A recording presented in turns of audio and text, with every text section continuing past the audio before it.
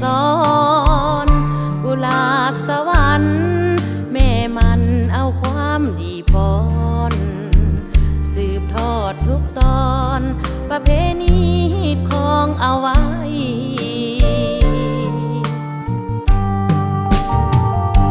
กุหลาบสวรรค์ยึดมั่นในหักมีเอกลักษณ์รักษาไปจนวันตาย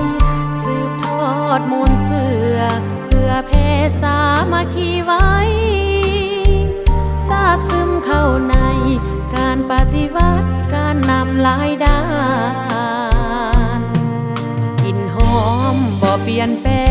งแสดงถึงความมั่นคง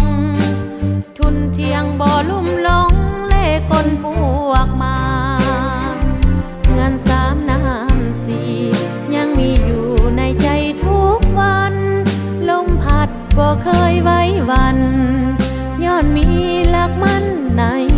ใจ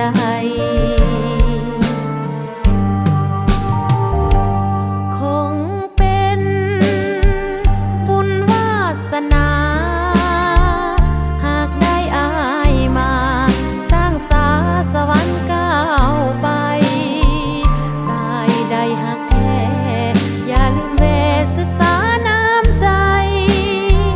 หากอายมามั่นหมายคงได้ดมกุหลาบสวรรค์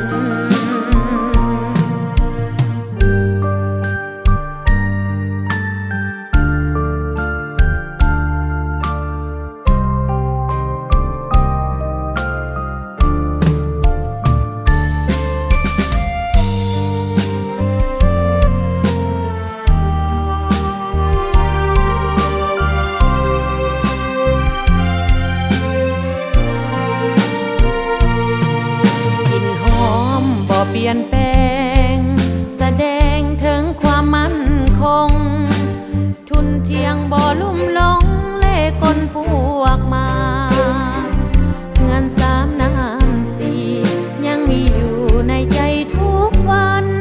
ลมพัดบ่เคยไว้วันย้อนมีหลักมั่นในใจ